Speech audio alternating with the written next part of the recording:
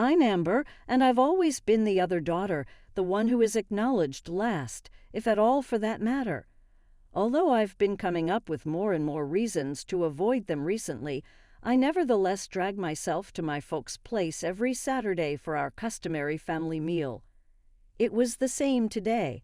After parking my automobile in front of their modest suburban house, I inhaled deeply before entering. My older sister Lisa was already there, as anticipated, with her husband Tom standing next to her as their children, Jack and Emma, raced around the living room. My mom remarked, "Amber, you finally made it," as she was fiddling with the floral arrangement. No embrace.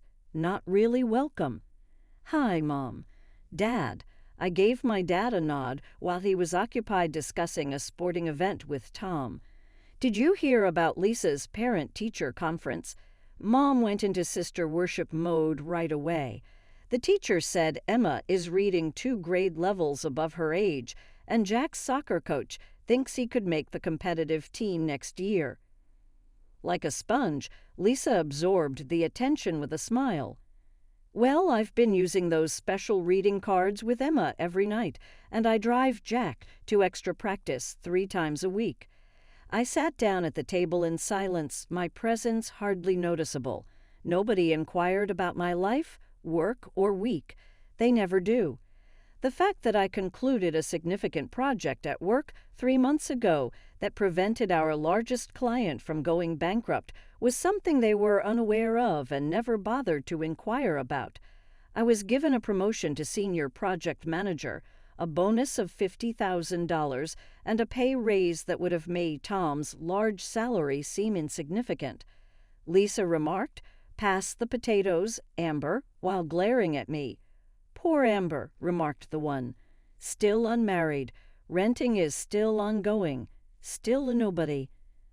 I took a drink of wine, another secret of mine, and handed the potatoes. In order to find an apartment to purchase, I approached my friend Rachel, a real estate agent, for assistance. With my new job and the money I had saved for a down payment, I would have no trouble getting a mortgage. Why inform them, though? Either they would appear shocked that I could afford it, which would be much worse, or they would somehow make it about Lisa. The remainder of the meal went by in the same manner, more raving about Lisa, more discussion about Tom's work, and more tales of the ideal kids. I remained silent, allowing their remarks to pass me by without any effect. I had long since ceased caring what others thought. Rachel contacted me a month after that supper to share the good news that she had discovered the ideal apartment, a corner apartment with 2 bedrooms, and I visited that evening and fell in love right away with a modern kitchen and balcony in a developing area. "This is it, Rachel," I murmured, tracing the marble countertop with my palm. "I want to make an offer." I signed the mortgage documents 2 weeks later. I had a house now. It was an amazing sense of triumph, pride, and liberation. I considered informing my family, but I chose to hold off until the next Saturday meal. For once, I would like to convey some positive news. When Saturday rolled around, I drove to my parents' house, my news burning in my chest. But when I walked in, something was different. There was an unusual buzz of excitement in the air. Lisa's kids were bouncing around more than usual, and my parents were beaming. "What's going on?" I asked, hanging up my jacket. Mom and Dad exchanged gleeful looks. "We've made a decision," Dad announced. "We're all going on a family vacation to Hawaii. You can come, right?" I thought about it. I hadn't taken a vacation in 2 years, and my new position had just started. No major projects were on the horizon for a few weeks. "Yeah, I can make it work," I said. Mom's face instantly transformed into a smile. "Wonderful. The whole family together in Hawaii. It'll be perfect." Her reaction caught me off guard. She seemed genuinely happy that I was coming along. It was a nice change, and for a moment I allowed myself to feel included. "We leave in 2 weeks," Dad explained. "We've been planning this for a while, but wanted to make sure everyone could go before we told you." I sat down, my own news temporarily forgotten. A family vacation could be nice, I thought. Maybe things could be different away from our usual routines. Maybe they'd see me differently. Dinner proceeded with everyone talking about Hawaii, what to pack, places to visit, activities to try. For once, I wasn't completely ignored, though most questions directed at me were practical rather than personal. "Amber, do you have enough vacation days?" Dad asked. "Yes, I can take 2 weeks," I said. I decided to keep my apartment news for after the vacation. Let Hawaii be the focus for now. My new home would still be there when we got back. The following Saturday, I arrived at my parents' house for dinner, expecting more excited chatter about our upcoming Hawaii trip. Instead, I found Lisa sitting at the table looking miserable, her eyes puffy from crying. The kids were unusually quiet, coloring at the coffee table. "What happened?" I asked, setting down my purse. Mom and Dad exchanged worried glances. Lisa sniffled dramatically before answering. "Tom and I had a huge fight," she said, her voice cracking. "He refuses to pay for my trip to Hawaii. He says I'm not so tired from sitting at home, doing nothing, and don't deserve a vacation." I bit my tongue to stop myself from pointing out that Lisa actually didn't do much around the house. Tom had hired a maid last year because Lisa claimed housework gave her migraines. "So, you're not coming to Hawaii?" I asked. Lisa shook her head sadly. "Not unless Tom changes his mind, which he won't," HEK said, being so stubborn. "It's okay," Dad patted Mom's hand. "We'll plan another family trip later in the year. This won't be our only chance." The rest of the dinner was somber, with everyone consoling Lisa about her controlling husband. I kept quiet, feeling a strange mix of sympathy and irritation. On one hand, Tom shouldn't unilaterally decide how family money gets spent. On the other hand, I knew Lisa well enough to guess there was more to this story. Over the next week, I took care of my vacation preparations. I requested 2 weeks off work, which my boss approved immediately, grateful for my recent project success. I packed my suitcase, made arrangements for my mail, and mentally prepared for 10 days with my parents, without Lisa as a buffer. The day before our departure, Mom called to confirm our plans. "We've booked 2 rooms," she said. "One for your father and me, and a single for you. We got standard rooms. Nothing fancy, but they'll be comfortable." "Sounds perfect," I said, secretly relieved we weren't sharing a room. "I'll meet you at the airport tomorrow morning." After hanging up, I looked around my nearly empty old apartment. Most of my things were already moved to my new place, but I kept enough here to maintain appearances until after the vacation. I still hadn't told my family about buying an apartment. I decided to surprise them after we returned from Hawaii. The next morning, I met my parents at the airport. We checked in, boarded the flight, and 5 hours later, we were landing in Honolulu. The air was warm and fragrant when we stepped off the plane. Despite my reservations about spending so much time with my parents, I felt a wave of excitement. Our hotel was about 20 minutes from the airport, a mid-range place with a decent-sized pool and beach access. During check-in, I chatted with the receptionist, a friendly woman named Kai. "We're fully booked for the standard rooms," she told me. "Very lucky you made reservations when you did. We only have our luxury penthouses available now, and those are quite a bit more expensive." I nodded, taking the key card she handed me. "Thanks for the information." My room was simple but clean, with a queen bed, small balcony, and a bathroom with a shower. After unpacking, I changed into shorts and a t-shirt and met my parents by the pool for a drink. We spent that day and the next exploring the hotel grounds, swimming in the ocean, and adjusting to the time difference. It was actually pleasant. My parents were more relaxed here, less focused on comparing me to Lisa, and I found myself enjoying their company more than I had in years. But on our 3rd day in Hawaii, everything changed. I was applying sunscreen in my room, preparing for a morning at the beach, when there was a loud knock on my door. When I opened it, I found my parents standing there with worried expressions. Behind them stood Lisa, looking frazzled, with Jack clutching her hands. "Lisa," I said, stunned, "what are you doing here?" Lisa collapsed dramatically onto my bed. "Tom and I had another huge fight. I couldn't stay in that house another minute, so I took some money from his wallet and bought tickets for me and the kids." "You stole money from Tom?" I asked, unable to hide my shock. Lisa glared at me. "It's our money. Even if he controls it all, I deserve this vacation, and so do the kids." Mom nodded supportively. "Of course you did, sweetheart, but where are you staying?" I asked, looking at their luggage. "Did you book a room?" Lisa and my parents exchanged glances. "That's the problem," Lisa said, her voice suddenly small. "I had enough for the flights, but not for a hotel room. I thought maybe." The realization of what was happening hit me like a bucket of cold water. I remembered what Kai had told me at check-in. "All the standard rooms are booked. There's nothing available except the expensive penthouses." "Exactly," Dad said, now looking directly at me with an intensity that made me uncomfortable. The room fell silent. Everyone was staring at me with expectant expressions. Finally, Mom broke the silence. "Amber, you need to pack your things." "What?" I asked, certain I'd misheard. "Pack your things," she repeated firmly. "Lisa and the children need your room." I looked at their faces. Mom's determined, Dad's expectant, Lisa's entitled, and felt a surge of anger. "Where exactly am I supposed to go?" I asked, crossing my arms. Dad shrugged. "You could find another hotel or fly home early if you can't find anything." "Lisa deserves this vacation more than you do," Mom added, as if that settled everything. "She's been through so much with Tom."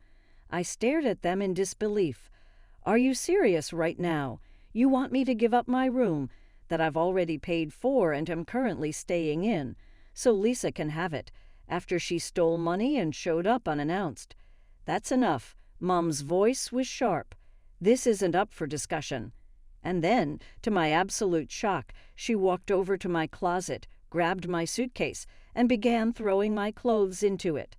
"Mom, stop it," I yelled, moving to take the suitcase from her, but she ignored me, continuing to toss my belongings haphazardly into the bag. When it was full, she zipped it shut and placed it in the hallway outside my room. "There," she said, "now Lisa and the children can settle in." I stood frozen, unable to process what was happening. Lisa was already directing the kids to put their backpacks on the bed, my bed. Dad was moving my toiletries from the bathroom counter into a plastic bag. I could have fought back. I could have called the front desk and had them removed since the room was in my name. I could have created a scene that would have been talked about by hotel staff for years to come. But in that moment, looking at these people who were supposed to be my family, I felt something inside me break and then reform into something harder, clearer. Without a word, I picked up my purse, turned, and walked out, leaving my suitcase in the hallway behind me. I could hear my parents and Lisa already discussing sleeping arrangements. My first instinct had been to book the next flight home. But as I approached the front desk, a better idea formed in my mind. I suddenly remembered the luxurious penthouses Kai had mentioned. Kai looked up as I approached, her friendly smile faltering when she saw my expression. "Miss Wilson, is everything all right?" she asked. "Not really," I said honestly, "but I'm about to fix that. You mentioned you have penthouses available." Her eyes widened slightly. "Yes, we do, but they're significantly more expensive than standard rooms." "How much more expensive?"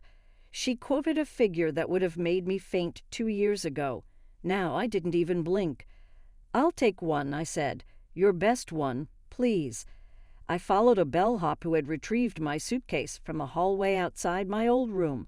We took a private elevator to the top floor, and when he opened the door to my new accommodations, I couldn't help but gasp. The penthouse was stunning, spacious, elegantly decorated, with floor-to-ceiling windows offering a panoramic view of the ocean. The living area flowed into a dining space and fully equipped kitchen. Beyond that was a massive bedroom with the biggest bed I'd ever seen. I opened a complimentary bottle of champagne, poured myself a glass, and stepped out onto the terrace. The sun was setting over the ocean, painting the sky in brilliant oranges and pinks. Leaning against the railing, I toasted to myself. "To knowing your worth," I said aloud, then took a long sip. That night I slept better than I had in years, sprawled across a king-sized bed with sheets that felt like clouds. In the morning, I woke to a gentle knock, room service delivering a complimentary breakfast. After eating on my terrace, I decided to head down to the beach. As I crossed the lobby, I spotted my parents and Lisa with the kids near the entrance. They were heading out, presumably to find a cheap restaurant for breakfast since the hotel's was too expensive. Lisa spotted me first. "Amber." "There you are." She waved as if we were just ordinary family members running into each other on vacation. I approached them slowly, keeping my expression neutral. "So," my mom said with a smug smile, "where did you end up sleeping last night? Did you find another hotel?" Dad at least had the decency to look slightly uncomfortable. Before I could answer, Kai appeared beside me. "Miss Wilson, I wanted to confirm your cabana reservation for this afternoon. As our VIP guest, we've reserved the best location on the beach for you." My family's expressions shifted from smug to confused. "VIP guest?" my mom repeated. Kai smiled brightly. "Yes, Miss Wilson is staying in our premier penthouse suite. As such, she has access to all our exclusive amenities, including private dining in our gourmet restaurant. Would your family be joining you for lunch today, Miss Wilson?" The looks on their faces were priceless. Lisa's jaw actually dropped. Mom's eyes bulged. Dad looked like he'd swallowed something sour. "No," I said calmly. "They won't be joining me." "Very well. Enjoy your breakfast at Rico," Kai said to my family, referring to the cheap diner down the street that tourists on a budget frequented.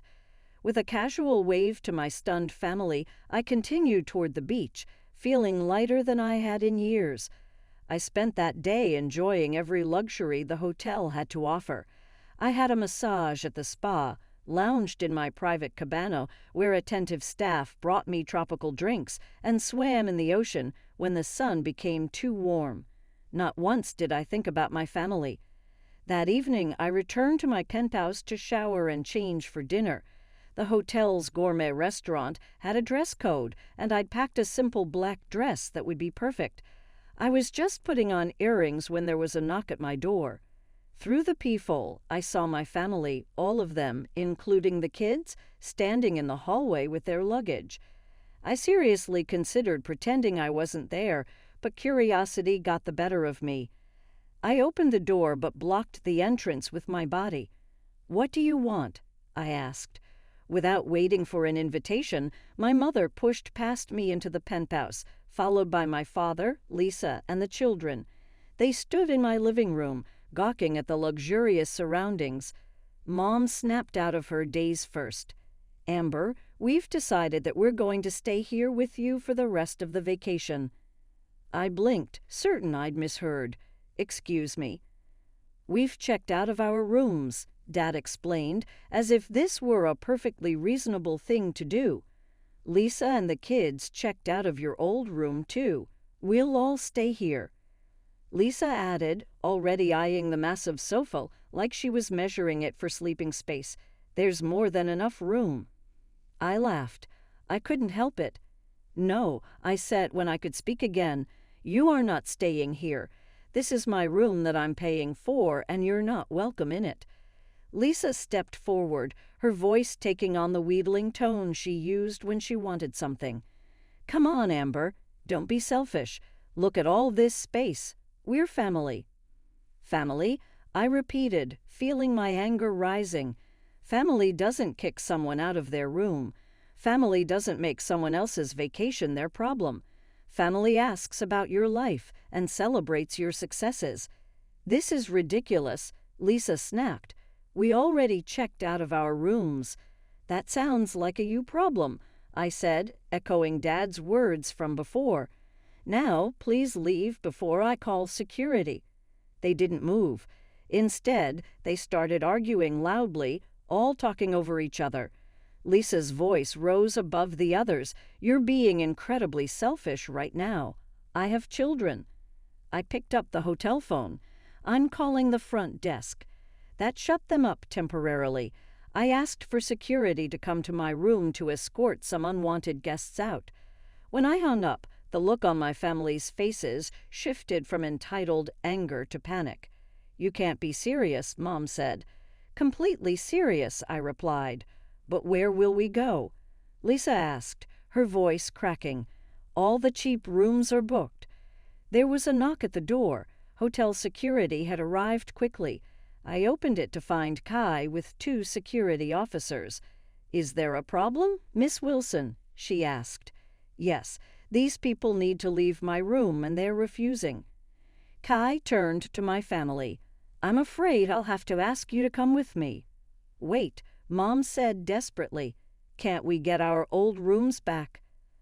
Kai shook her head sympathetically. I'm sorry, but as I explained when you checked out, those rooms have already been reassigned to new guests. They're occupied now. As they followed Kai out, my mother turned back to me. This isn't over, Amber. I closed the door behind them without responding and walked out to my terrace. My phone buzzed with text messages from my mother. We're at the Palm Budget Motel. 1 room for all 5 of us. The bathroom smells like mold. I hope you're happy. And from Lisa. The kids are crying because their beds are dirty. How can you do this to them? I turned off my phone and set it aside. Their attempts to manipulate me might have worked once, but not anymore. I was only responsible for myself, and for the first time in my life, I was putting myself first. The rest of my Hawaiian vacation was blissful. I deliberately kept my phone turned off most of the time, only checking it once a day to make sure there wasn't an actual emergency.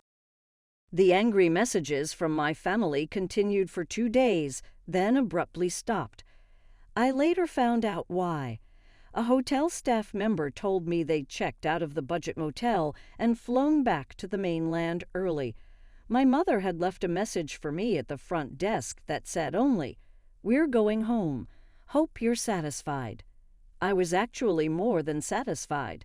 I spent my remaining days swimming in the ocean, hiking to a waterfall, taking a sunset cruise, and generally doing whatever I pleased without the weight of family expectations and judgment.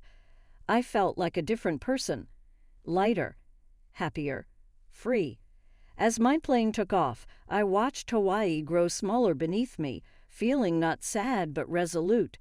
This vacation had been a turning point. There was no going back to the way things were before. When I landed, I took a taxi directly to my new apartment. It was still sparsely furnished, but it was mine. I walked from room to room, making mental notes of what I still needed to buy. Tomorrow I'd go shopping for a proper dining table, maybe some artwork for the walls. I had time to make this place truly mine. 2 weeks after returning from Hawaii, I was settled into my new apartment and back at work. With the confidence I'd earned from confronting my family, I poured myself into a new project, speaking out more in meetings and taking on more responsibility. One day my phone rang. The number belonged to my mother. I was a little nervous as I answered the phone, even though I had been anticipating this call. "Hello." "Amber, where are you?" Mom's tone was accusatory. "We went to your old apartment, and they said you don't live there anymore." "That's right," I responded coolly. "I moved." A pause ensued. Then my mom spoke once more, her voice suddenly charmingly inquisitive. "You relocated. To where? Please let us know your new address. We should all discuss and get back together, in my opinion." Lisa's anxious murmuring was audible in the background. Saying, "I bought my own place. With a mortgage." Muffled exclamations were heard on the other end after a startled stillness. "You bought an apartment?" Mom said at last. "When?" approximately 2 months ago. In addition to a bonus for finishing a big project, I received a promotion and a sizable rise last year. Why didn't you tell us? Despite the pain in her voice, I didn't find it particularly moving. Would I have told you when? All those family meals when you chatted about Lisa and nothing else. Or perhaps when I was on vacation and you ejected me from my own hotel room. One more quiet moment. More time this time. We ought to get together and discuss this, Mom finally remarked. Family members shouldn't be separated. Which address do you have? We'll visit this weekend. I drew in my breath. No, Mum, I do not wish to meet at this time, and I will not give you my address. You guys need to give me some room. Her tone sharpened. Amber, we're your family. You cannot simply shut us off. Yes, I can, and I'm going to do just that until you all realize why your actions have been unacceptable. With my pulse racing, but my resolve unwavering, I hung up before she could reply. My family made every effort to get back in touch throughout the next months. They texted, phoned, and even emailed my workplace. They were furious at times, pleased sometimes, occasionally deceptive. I didn't thoroughly read most of them before deleting them. I was informed by mutual acquaintances that Lisa and Tom were experiencing significant marital issues. They were on the verge of getting a divorce since the Hawaii event had been the final straw. Although I had a fleeting moment of pity for the children, I quickly reminded myself that I had no control over Lisa's decisions. How about me? I was doing quite well. It was my second promotion. A hiking group had introduced me to new people. I had even begun dating a person I had met at a business convention. Now my flat had everything I needed, even the decor. I found refuge there. There were moments when I considered making amends with my family. Perhaps one day I might, if they were sincere in their regret and determined to change. Nevertheless, I wasn't holding my breath, and waiting for things to happen wasn't the way I was living my life.